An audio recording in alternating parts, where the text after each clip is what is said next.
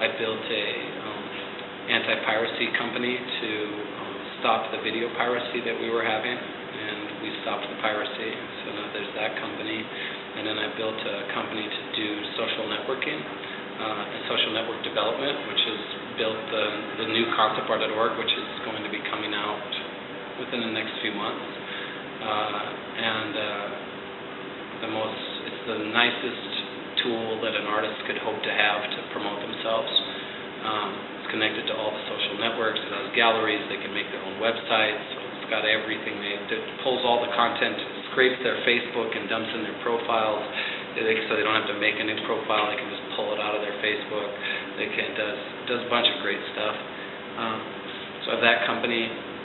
I have another company that is focused on making games for Facebook and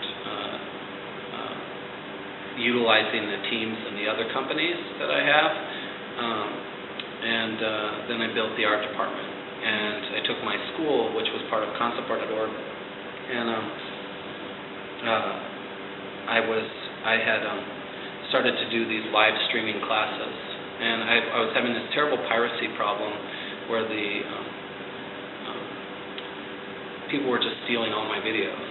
And we would put a video out, and the purpose was to go out so we could support conceptart.org in the community.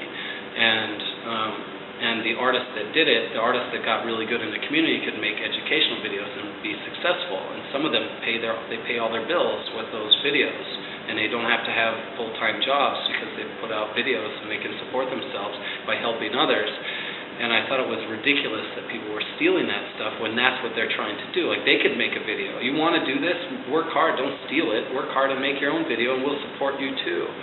And they wouldn't listen. They wouldn't listen. I got told, bigger, more important companies than you have tried to stop piracy. Who do you think you are? How are you going to do that? You're crazy. You're big, giant ego asshole. And I got called all sorts of names for saying I was going to stop piracy of our videos. And then I did. And I had built. There was a law that they were trying to change. Google and DeviantArt and some of the other big image hosting sites were trying to change copyright law in the United States that would allow them to. Right now, if you want to find a picture on the internet and use it for something, you must pay the person who took the picture. It's copyright. If they own it, they made it, they own it. I can't just take somebody's drawing and put it on mugs and sell it all over the world. They could sue me, and they could get all the money I ever made. It's their work that I used to make money. I have to pay them. What they tried to do was make it so if they couldn't find out who that person was, they could use it anyways. And it was called the orphan bill. So I made this technology that would allow artists to have a digital fingerprint in their work that you could easily find out whose it was. So that if they had to search, they would find out whose it was, and I made that. So I'd made a number of different little technologies, and then I put them together and completely stopped our piracy. And I caught a whole bunch of the artists, and I post their Facebook and their artwork and their MySpace and their OkCupids and anything about them, their dating site profiles, anything I could find about them, and then these are the people who are stealing the videos. And it stopped the next day. People realized that he was serious. And so, but what I had done was I tried to do these streaming videos another way of educating. And so I made this live streaming educational courses. And I'd stream out Painter and Photoshop and ZBrush and all sorts of different things. And it did really well. And I realized we need to make this into a full education program.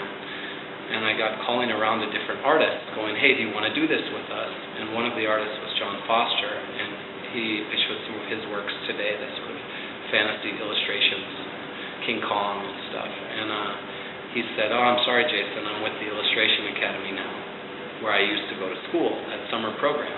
He's now with them, which meant he can't work with me. He said, so you'll have to talk to John, who owns the Illustration Academy.